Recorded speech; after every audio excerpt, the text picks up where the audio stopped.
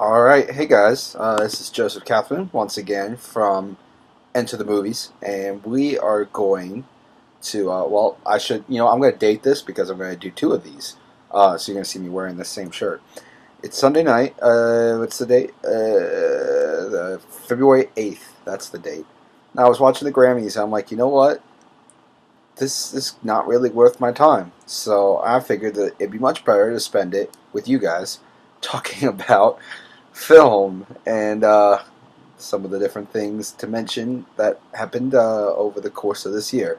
So I've got six lists, I believe, forthcoming um, that I'm going to talk about. We're going to talk about, see if I was actually right. The five biggest controversies. That's this video. Then we're going to talk about what you call it. What should we call it? The five best movie moments of 2014. Then we're going to talk about the five most disappointing films of 2014. Or actually, there's more than five on that list, so just the most disappointing films. Um, and then the standard three have the worst movies of 2014, best performances of 2014, and then the best films of 2014. So those are the six. But this one is the biggest controversies. Um, so I know it's February, blah blah blah, whatever. But I mean, there's so many films to watch between December and in the final month. About 1,800 films come out.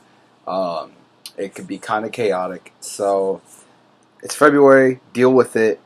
Nothing really happens in January film anyway, besides for all these really crappy movies coming out. So here we go. I'm going to preface this by saying the opinions shared here are my own. I am entitled to them as just as much as you're entitled to yours.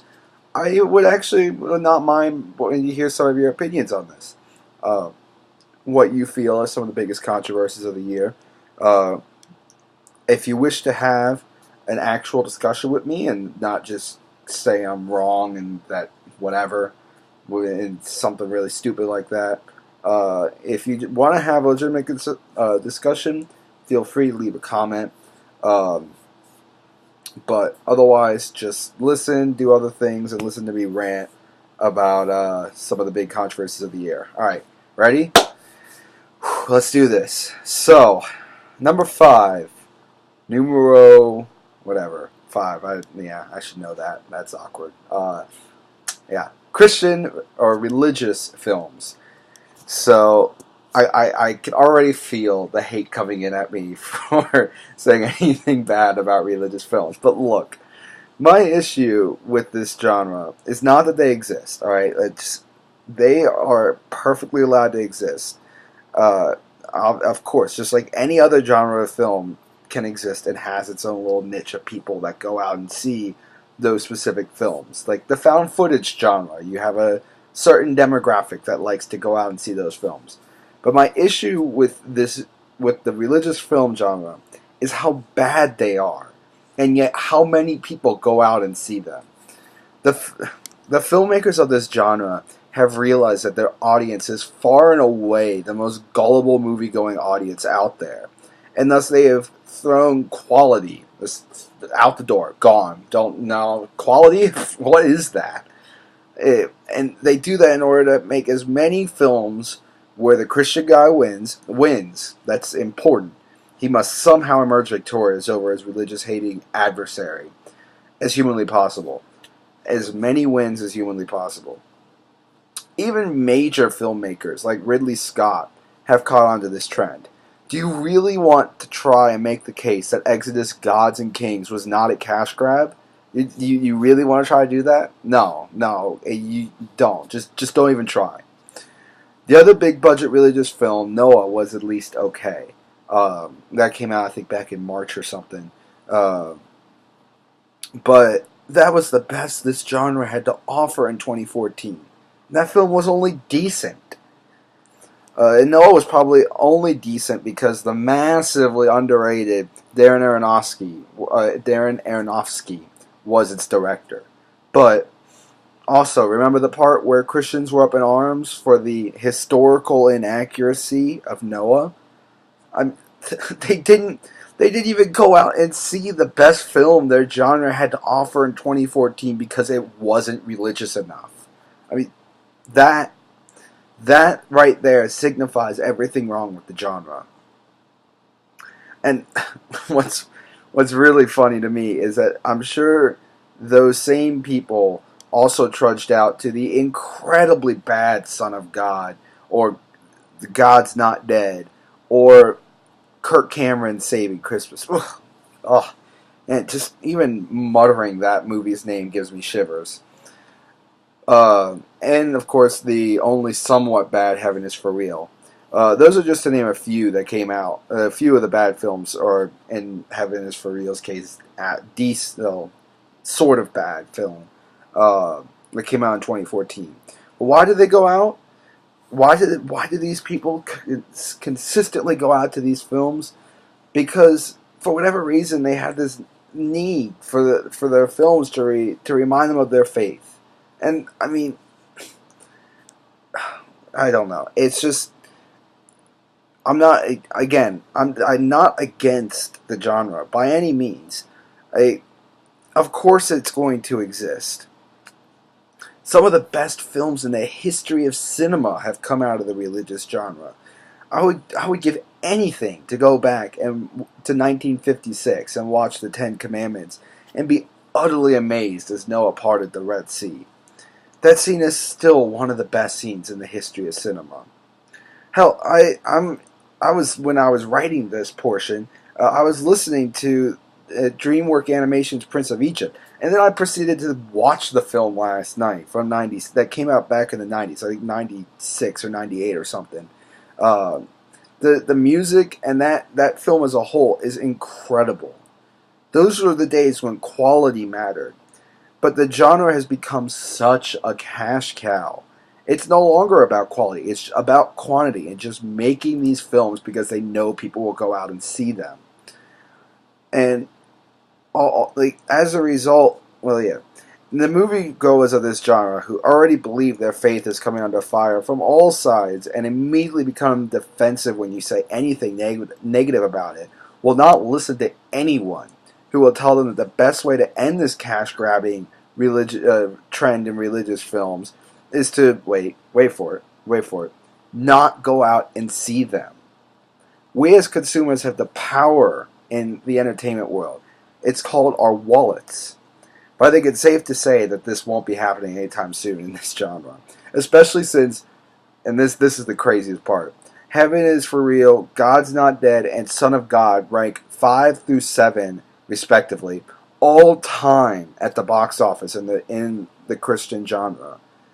I wish I was making that up. While I see no end in sight for this genre, and how bad it's become, I think there may be some hope for our number 4 on this list. So I'm gonna take a quick drink here because I'm about to talk a lot more. I gotta be my craft beer enthusiast. I'm gonna add pretentious to the list. I'm sure the people that are gonna hate me for this list. Anyway, number 4 is two-part finales. Now, this was number 1 on this list for quite a while, for most of 2014, but I've put it down to number 4 because of some of the more recent controversies that have come up in Hollywood over the last few months. But I just pissed off everybody who likes Christian films. So who wants me to piss off all the fans of the young adult novel turned film genre? I'm sure ready for that. So, guys, let's have a real talk about an incredibly scary and rapidly growing trend that's happening in Hollywood. This is the two-part finale, or Peter Jackson's case, the three-part finale. This trend, it started way back in the day with Harry Potter and the Deathly Hallows. Way back in the day, way back in 2010. I remember walking out of that theater for part 1 and getting back in the car with my RA, because I was a wee little freshman here at JMU at the time. Uh, and I said, man, I hope this doesn't become a trend in Hollywood because that was completely unnecessary. Well, I was right about the second part. They are still completely unnecessary, uh, but they have become significantly more popular than they once were, much to my dismay. But seriously, look me in the eye and tell me that The Hobbit 2 wasn't anything short of a complete waste of time. Tell me that something happened in The Hunger Games Mockingjay Part 1 that couldn't have happened in a single finale. Are you struggling to find the words? Well, that's because, from a movie's perspective, these things suck. And while I'm disappointed in a large part of the Oscar nominations for 2014, don't worry, we'll get to that. I am glad that they got together and only gave a total of one nomination to these two films, despite the fact that Mockingjay Part 1, could pull my hair out on this, Mockingjay Part 1 was the top grossing film of 2014, and The Hobbit 3 was the sixth. And on top of that, despite only getting one nomination for for these two films, the Academy did have a chance to bring Lord out to the Oscars to perform Yellow Flicker Beat as part of Mockingjay, but they didn't because of their prejudice against this unnecessary trend. But I can't even be mad at them for this because, after all, it is an unnecessary trend, and they should be prejudiced against it because movies like this exist for one reason and one reason only: money. This is, I'm going to take a stand here. This is why I, as part of End of the Movies and as a film critic, or whatever you want to call me, I'm going to take this moment to officially declare that from here on out, I will not review part one of the two-part finales when they are released. I'm going to do what everyone should do. Alright? Everyone should wait until the part one comes out on Netflix and watch it like the day before part two comes out. Because, after all, you're going to have to wait a year anyway to watch part two. So you might as well just watch part one the day before part two comes out. Then you won't have to wait as long.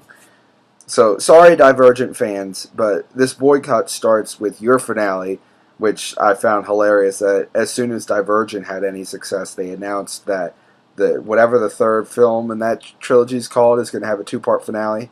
But it's going to start there because, and to any other film that does this cash grab horrible system, the tribe has spoken. Now, will I stand alone? I certainly hope not. Please join me, because together we can end this horrible trend.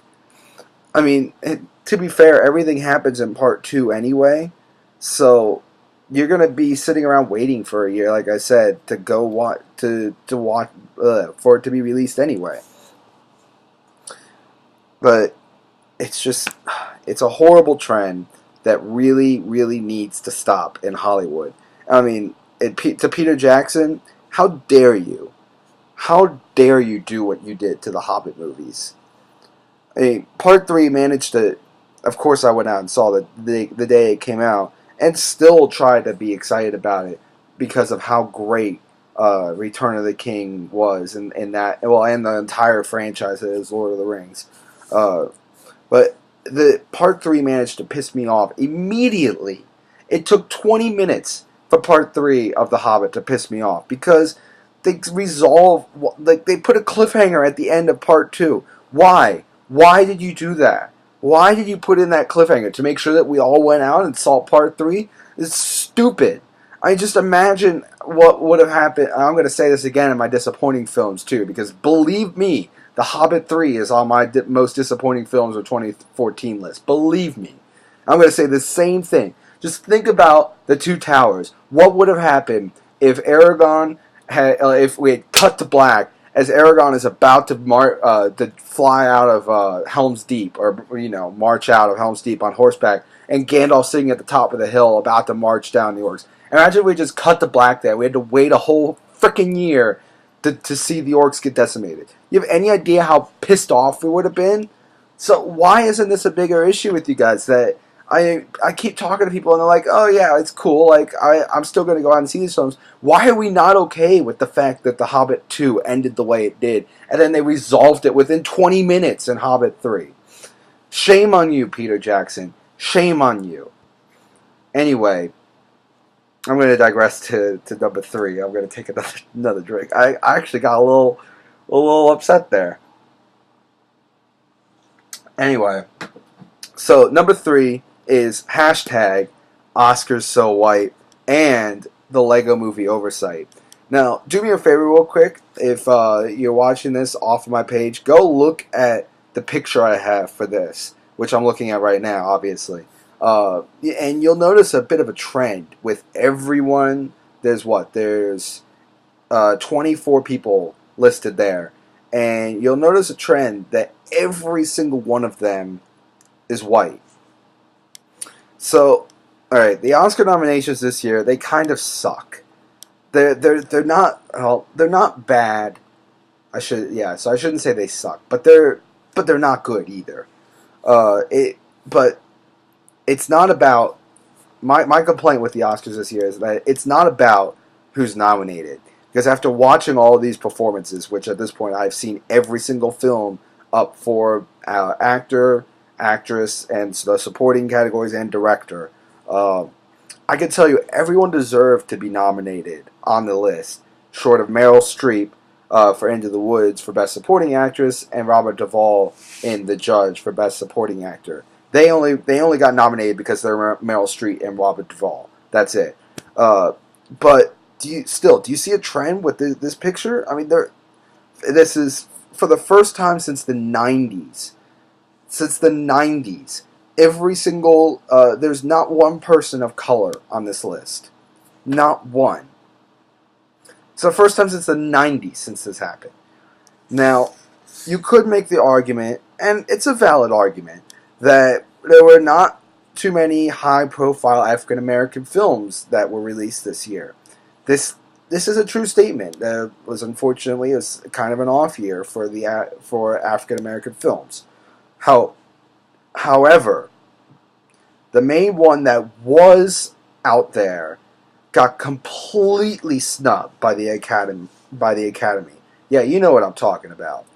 And given the fact that it is far and away one of the best films of the year, is why, to me, this became such a huge controversy. When I first saw the list, I hadn't seen Selma, and I was like, okay, I wasn't all that upset with it. And then I saw Selma, and I'm like, wow, this is an incredible piece of American cinema. I'm sure that means these other films must be so much better, right? No, they are not. Selma is one of the best films of the year. It's easily in my top 5. It's just a question of where exactly it's going to be. Look, you say what you want about the historical inaccuracies of Selma, and we'll also talk about that in a minute. But Selma still got completely screwed by the Academy. Why? Well, I went into it in my review, but I won't do any of the in-depth analysis I had I had a discussion part. You could go check that out. I'll throw a link in the description here, or you can just find it on my blog for my Selma review. But I'll just say it got screwed for no real reason, for no honest reason. I'll just sum it up with that. The Academy had a chance. They had a chance to nominate the first ever African American woman to the Best Director category, who coincidentally is the only high profile African American woman director in Hollywood right now. But instead, you nominate Bennett Miller for Foxcatcher? I mean, what's wrong with you? And no nomination for David Oyelowo? You mean to tell me with a straight face that Bradley Cooper's performance in American Sniper was better than Oyelowo's in Selma? What about Eddie Redmayne, who's probably going to win, by the way, very undeserving? Really? Like, there's just so many missteps from the Academy's choices here. And what about Carmen Ejogo for Best Supporting Actress over Meryl Streep. I mean, come on. I'm I'm honestly I'm worried, guys. I'm worried that the Academy, after giving 12 Years a Slave a very undeserving Best Picture award last year, just threw their hands up and said, "All right, we're done here. We're good. We don't have to worry about African American films for a little while. We're good." But really, I mean, you got to give them the benefit of the doubt. Sure, they're a bunch of old white guys, but they're better than that. They must be. Please, they must be. Now, there were other major oversights at the Oscars this year. I think the most notable one was Jessica Chastain for A Most Violent Year. Didn't get a Best Actress nomination, and like Felicity Jones got one instead. Really, Felicity Jones from The Theory of Everything was better than Jessica Chastain in A Most Violent Year. I I don't think so. Also, the one that everybody's been talking about. Criminally, I might say, more so than David Oyelowo, which is, I think, very untrue. I think Oyelowo is better. But Jake Gyllenhaal for Nightcrawler, who was also a lot better than Bradley Cooper in American Sniper. Not to say Cooper was bad. He was the best part of that film. But it's just, Gyllenhaal was better. Oyelowo was better. But, again, to me, these pale in comparison to the oversights of Selma. And for what? Because of the movie's interpretation of LBJ? Yeah, guys, I've got news for you. LBJ's good. There's enough in the history books on LBJ that his legacy is not going to be tarnished by how Selma fits his character into their story. The other huge oversight, I mentioned it when I made this list, when I mentioned this number, is the Lego Movie. And that this is I should preface this. Okay, I should preface this by saying that I have not seen that many of the nominations this year for Best Animated Feature. I'm going to give that category to one of my friends when we dissect it come next weekend. But I have seen the Box Trolls, the freaking Box Trolls over the Lego Movie. Like, are you serious? It's to me, it's like, I'm not even mad. I'm impressed. That's amazing. What were you thinking? And then you give the song "Everything Is Awesome" a nomination instead. That, to me, that's just insulting. A one-note song that's meant to be a very sharp and smart satire on how much our society enjoys formula and music nowadays, and it gets nominated for Best Film of the Year. It's pretty ironic, too, if you ask me. But the Box Trolls? Just go home, Academy. Just go home. You're drunk. Just go home. Alright. Oh boy, this is the big kahuna. This is number 2, though, on the list. This is historical accuracy or inaccuracy and film. Alright, guys, you already know exactly what I'm going to talk about. Some of you have been engaging in conversations with me over the last month about American Sniper. And honestly, I don't even want to talk about this anymore. I was and am still currently engaged in numerous conversations about this topic. And in particular, how American Sniper interprets history. And it basically comes down to this. Alright, and I'm sorry, I'm just going to generalize it. Probably piss some of you off, but I don't really care. If you identify with the right, if you're a conservative, you love this movie and think it's the greatest thing on the face of the earth. If you identify with the left, or as a liberal, then you think what American Sniper did was borderline criminal. That's basically what it comes down to. And personally, I identify with the left on this issue. So, of course, everyone who's on the right is either not going to be listening to anything else I have to say, or just probably turn this off and going to call me a terrorist or something, I don't know, and call me wrong. So, why bother, right? I'm just preaching to the choir, essentially. Why waste my breath on this? Well, look, here's my 2 cents from someone who identifies with the left, but would like to think he's pretty moderate in today's time. Movies are rapidly becoming the final say for how history interprets events. Why? Well, because most of our society watches movies now over reading books. The Iraqi War is a huge instance where the facts are hidden behind heaps of political BS from both the left and the right. There are even still people in this country who fully believe we found weapons of mass destruction in Iraq. We didn't, guys. This is a fact. We did not find weapons of mass destruction. Multiple reports released by our own government report this fact. So, when a film like American Sniper comes out and is based in as much inaccuracy as it is, there's going to be a huge controversy surrounding it and the people that are foolish enough to interpret its story as the truth. Yes, this movie is based off of an autobiography of Chris Kyle. I get that. Everybody gets that. However, and I'm sorry to say this, Chris Kyle was himself grossly misinterpreting the facts that were happening around him. That's just the hard truth. Now, do you hear me saying something negative about our military as a whole when I say Chris Kyle is a rather messed up individual? No.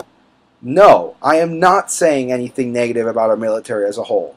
Am I saying we should have just stood by and let Saddam Hussein continue his reign of terror in Iraq? No. I am not saying that either. I'm making no stance about the Iraqi war in this statement, in this video right here. But those are the interpretations that a lot of people are making with this film when they really don't have much of a right to do so. I'm not saying any of those things. The courage the members of our military have to do what they do today is indescribable. I will openly admit that I do not have that sort of courage, I personally. So I have an incredible amount of respect for them as a result. But does this have anything to do with American Sniper as a movie? No. No, it does not. The problem with this movie is this. And it's all of the people that have watched the movie and have gone out afterwards and have been talking about killing Iraqis and thinking that every Iraqi is bad because every Iraqi in this film is portrayed as bad. This should not be how you feel when you leave this movie. And yet, this is how many Americans feel after leaving American Sniper. And also, this is not how the war happened. It was not America versus Iraq. It was America versus extremists. Okay, they're two separate things, and this is my problem with American Sniper. And I'm ashamed that both sides of the coin are not having any issues with, or not having as much issues with American Sniper generalizing the Iraqi population as Iraqi extremists as I am. This is not historically accurate, and I am insulted that American Sniper chose to make this generalization for the betterment of its drama and content.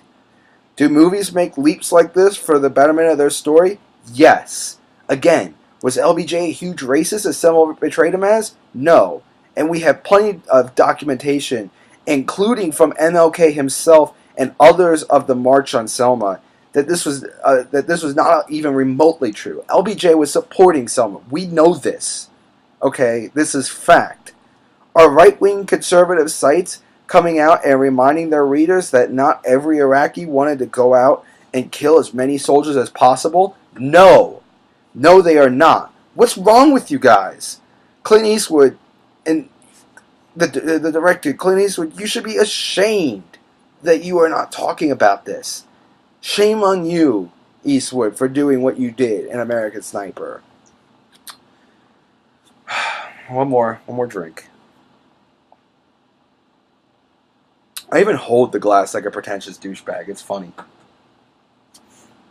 Again, just remember, these are my own opinions.